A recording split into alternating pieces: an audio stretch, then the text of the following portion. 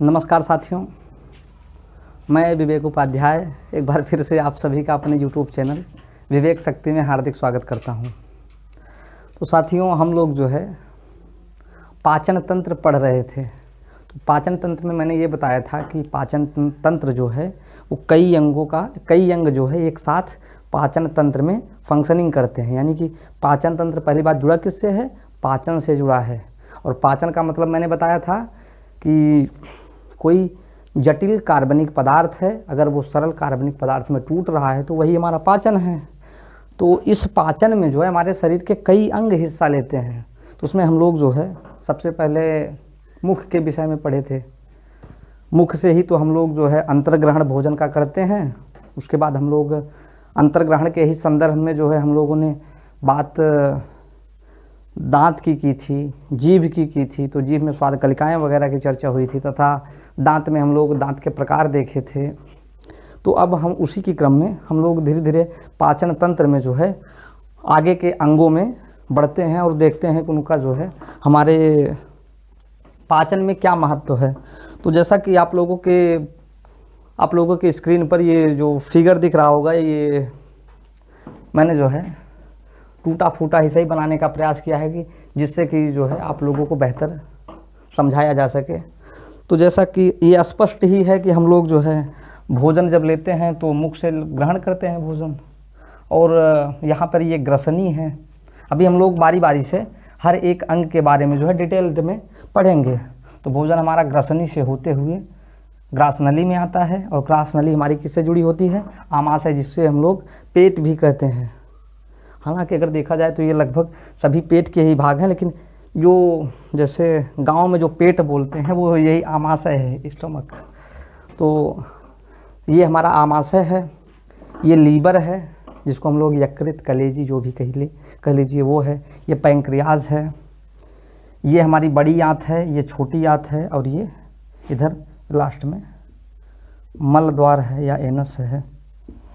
तो जैसा कि भोजन यहाँ से आता है, ग्रसनी से जो है ग्रास नली के सहारे आमाशय में पहुँचता है। यहाँ पर 4-5 घंटे भोजन टिकता है। उसके बाद ये यहाँ पे देखिए, यहाँ पर वाल्व लगे होते हैं, और यहाँ से ये जो है छोटी आंत में प्रवेश करता है, और धीरे धीरे इसका पाचन होता रहता है, और अंत में जो है छोटी आंत में ही लगभग पाचन पूर्ण हो जाता है।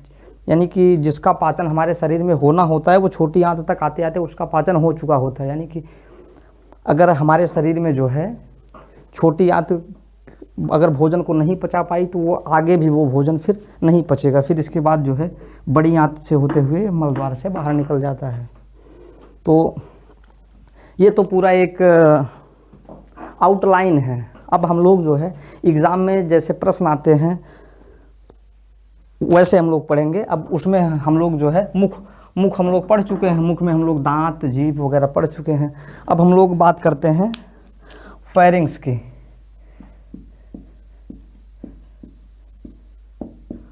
फेरिंग्स का मतलब ही होता है ग्रसनी।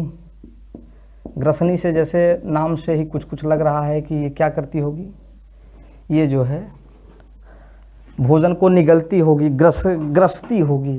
यानी कि यहाँ से हम लोग भोजन को निगलते हैं। अब देखिए, अगर हम इसके स्ट्रक्चर की डिटेल में बात करें तो यहाँ पे जैसे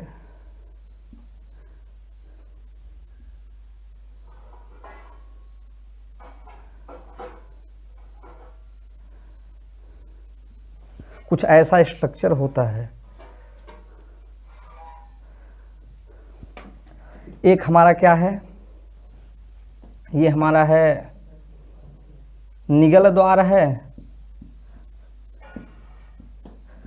और इसके आगे वाला जो है ये द्वार लिखा गया है, और इधर वाला क्या है, वो कंठ द्वार है। अब इसका क्या मतलब हुआ? और यहाँ पर जो है एक वाल्व लगा होता है, यहाँ पर एक वाल्व लगा। अभी मैं इसके विषय में बता रहा हूँ आपको।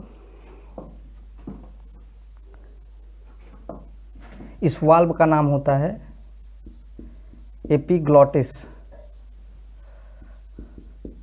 इसका हिंदी में भी नाम एपिग्लॉटिस ही है।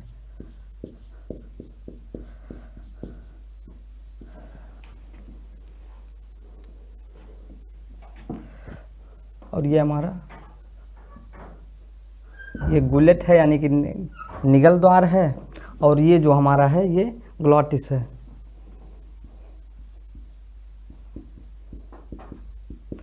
अब देखिए,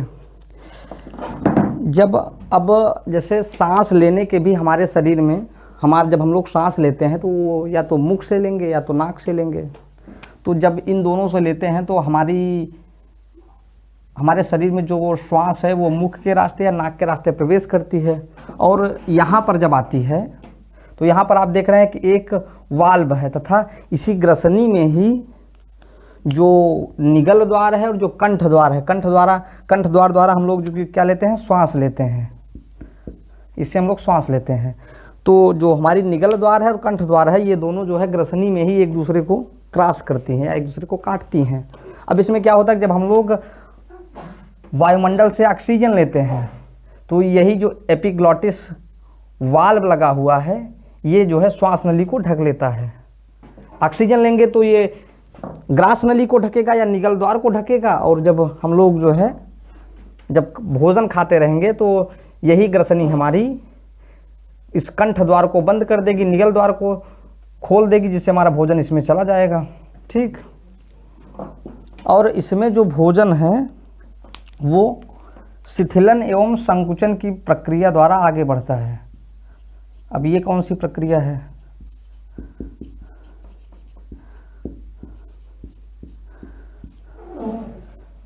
संकुचन से आप लोग परिचित होंगे।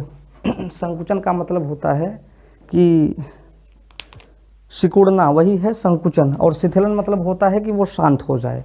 यानी कि जब हम लोग भोजन ग्रहण करते हैं, आप महसूस कीजिए, जब हम लोग निगलते हैं तो यानी कि हम लोग क्या कर रहे हैं, संकुचित कर रहे हैं ना। जब हमारा जो ये निगल द्वार है जब ये संकुचित होता है तो भोजन यहाँ से सरक जाता है, और सरक कर जो है वो कहाँ बढ़ता है, ग्रास नली में बढ़ता है। तो इसमें जो फायरिंग्स में जानने वाली बात थी कि फायरिंग्स में ही जो है हमारी श्वास नली तथा भोजन वाली नली एक दूसरे को क्रॉस करती है, तथा जो यहाँ पर वाल्व लगा होता है इसका नाम जो है एपिग्लॉटिस वाल्व है, तथा भोजन जो है वो शिथिलन एवं संकुचन की प्रक्रिया द्वारा हमारे शरीर में आगे बढ़ता है। ठीक, इसमें जो है इतना ही था। अब हम लोग बात करते हैं ओइसोफेगस की।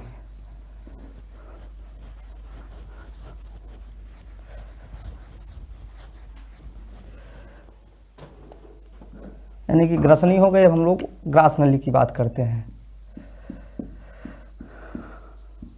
ग्रास नली जैसा कि फिगर से दिख ही रहा है, क्या दिख रहा है, यानी कि पहली बात तो ये ग्रास नली जो है किसको किसको जोड़ती है, फायरिंग्स को जो है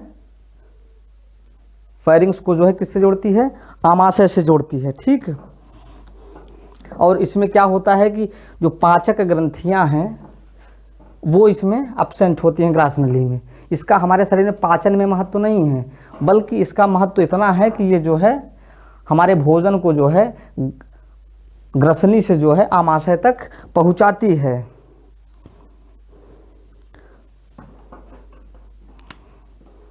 और यहाँ पर देखिए, जो यहाँ पर है, यहाँ पर एक वाल्व पाया जाता है, स्फिंक्टर वाल्व बोलते हैं।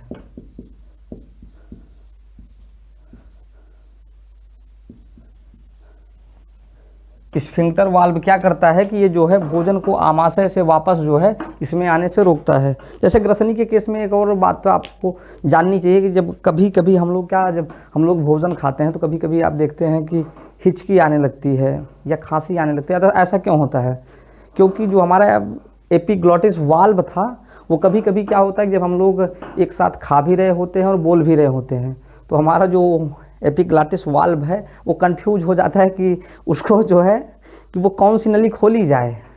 उसी में क्या होता है कि भोजन के कुछ कण जो है वो श्वास नली में चले जाते हैं, तो जिससे हमारा जो डायाफ्राम है वो उनको जो है धक्का देके वापस फिर से उनको, तब तक हमको खांसी या हिचकी आती जब तक वो जो है फिर से जो है वहाँ से बाहर ना आ जाए, यानी कंठ द्वार से जब तक वो बाहर ना आ जाए।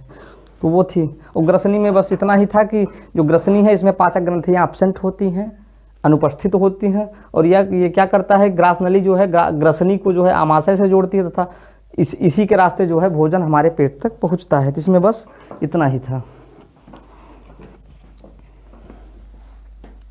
अब हम लोग आमाशय की बात करते हैं। जैसा कि आमाशय यहाँ पे दिख ही रहा है कि इसकी जो संरचना होती है वो लगभग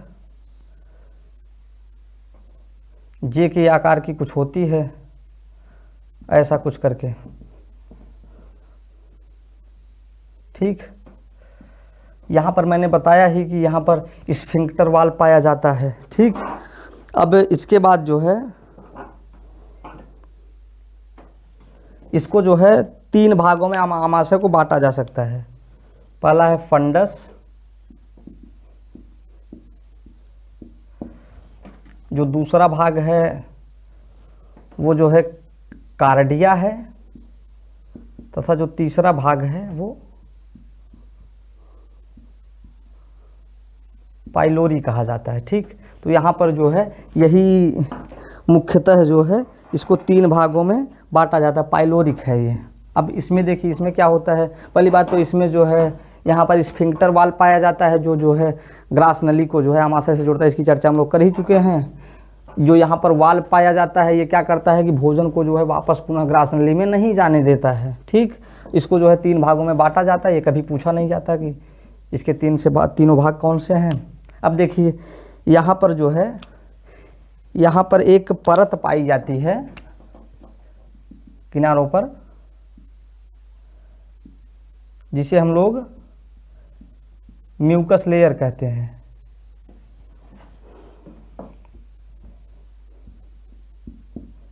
म्यूकस ग्रंथि पाई जाती है और ये क्या करती है कि एक लेयर का फॉर्मेशन करती है।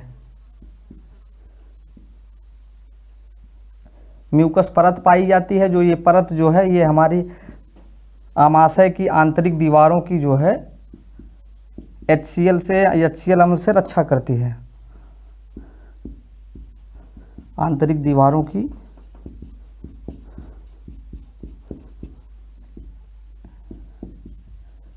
HCl से रक्षा करती है।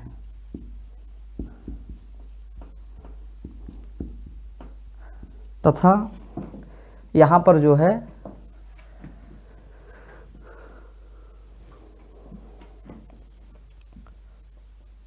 गैस्ट्रिक ग्लैंड भी पाई जाती है। ये कौन सी ग्रंथि, इसको हम लोग हिंदी में जठर ग्रंथि बोलते हैं। तो पहली बात तो यहाँ पे जो जानने वाली बात है कि आमाशय को जो है 3 भागों में बांटा जा सकता है। फंडस है, कार्डिया है, पाइलोरिक है। उसके बाद हम लोग बात करते हैं कि यहाँ पर जो है एक ग्रंथि पाई जाती है जो क्या करती है, म्यूकस ग्रंथि बोलते हैं। वो म्यूकस परत का फॉर्मेशन करती है जो कि आमाशय की आंतरिक दीवारों की जो है HCl से रक्षा करती है, ठीक। ये मैंने बताया कि जो ये म्यूकस ग्रंथि पाई जाती है ये एक परत का फॉर्मेशन करती है जिसे म्यूकस परत कहते हैं। कि ये क्या करती है कि आमाशय की आंतरिक दीवारों की HCl से रक्षा करती है, ठीक। और ये HCl कहाँ से निकलता है, ये जो है गैस्ट्रिक ग्लैंड यानी कि जठर ग्रंथि से निकलता है। ये HCl का फॉर्मेशन यहाँ से होता है। अब प्रश्न ये उठता है कि ये HCl करता क्या है। जैसे हम लोग भोजन जब ग्रहण करते हैं तो उसमें जो बैक्टीरिया वगैरह जीवाणु वगैरह रहते हैं, तो पहली बात तो उनको जो है मारने का काम कौन करता है, लाइसोजाइम। हम लोग पढ़े थे लार में ना, तो लाइसोजाइम वहाँ से सब कुछ समाप्त करता है। जो वहाँ से बच भी जाते हैं वो जब आमाशय में आते हैं तो वहाँ पे जो है ये यहाँ से जो HCl अम्ल स्रावित होती है गैस्ट्रिक ग्लैंड से, ये क्या करती है कि ये जो है यहाँ पे जीवाणुओं को मारती है और भोजन के पाचन में सहायक होती है, ठीक। अब देखिए कभी कभी क्या होता है कि जब हम लोग दूषित भोजन खाते हैं तो हमको एक रोग भी हो जाता है कभी कभी। यहाँ से क्या होता है कि हमारे पेट में जो है जहाँ से म्यूकस लेयर ये हट जाती है, जैसे यहाँ से अगर हट गई तो एक रोग हो जाता है जिसको हम लोग अल्सर बोलते हैं। इससे क्या होता है कि पेट में जो है वो दर्द बढ़ने लगता है। वो इसलिए बढ़ने लगता है क्योंकि जब हम लोग दूषित भोजन खाते हैं तो वहाँ से ये जो है हमारे जो शरीर में HCl, हमारे आमाशय में जो HCl रोधी परत पाई जाती है उसको जो है ये हटा देती है। इसके बाद क्या होता है, जो भी हम यहाँ से जो भी हम ड्रग्स लेते हैं या ग्लूकोज वगैरह लेते हैं तथा जल जो होता है वो इसी आमाशय से ही अवशोषित होकर कहाँ चला जाता है, ये सभी जो है हमारे रक्त में चले जाते हैं। तथा यहाँ पर जो ये दिख रहा है, जहाँ से ये छोटी आंत से जुड़ता है वहाँ पर जो है पाइलोरिक, इसी के नाम से पाइलोरिक वाल्व पाया जाता है। ये क्या करता है कि भोजन को यहाँ छोटी आंत से जो है यहाँ आने में, आमाशय में आने से रोकता है। तो आमाशय में बस इतना ही था। इसमें जो मुख्य बात जानने वाली बात थी कि पहली बात तो आमाशय का जो नेचर होता है वो एसिडिक होता है। ऐसा क्यों? क्योंकि यहाँ पर जो है HCl अम्ल स्रावित होता है। HCl अम्ल स्रावित होता है। HCl अम्ल स्रावित कौन करता है? गैस्ट्रिक ग्लैंड यानी कि जठर ग्रंथि। तथा मैंने बताया था कि इसको 3 भागों में बांटा जा सकता है, फंडस, कार्डिया और पाइलोरिक। और यहाँ पर जो है आमाशय में, आमाशय की आंतरिक दीवारों पर क्या पाई जाती है? म्यूकस ग्रंथि पाई जाती है, जो म्यूकस परत का निर्माण करती है। ये म्यूकस परत जो है ये हमारे आमाशय की आंतरिक दीवारों की HCl से रक्षा करती है। और कभी कभी ऐसा होता है कि जब हम दूषित भोजन ग्रहण कर लेते हैं तो उससे क्या होता है कि यहाँ से जो है परत हट जाती है, जिससे जो है एक रोग होता है अल्सर। ये जानने वाली महत्वपूर्ण बात है। बस इसमें इतना ही था। हम लोग बारी बारी से इसमें जो भी अंग बचे हैं, चाहे वो फिर लीवर हो, छोटी आंत हो, बड़ी आंत हो, इन सब के विषय में आगे आने वाले वीडियो में देखेंगे। आज के लिए इतना ही। आपको वीडियो कैसा लगा आप कमेंट बॉक्स में ज़रूर बताएं। तथा अगर आप चैनल पर नए हैं तो इसको सब्सक्राइब करना ना भूलें। मिलते हैं फिर कल अगले वीडियो में। तब तक के लिए नमस्कार।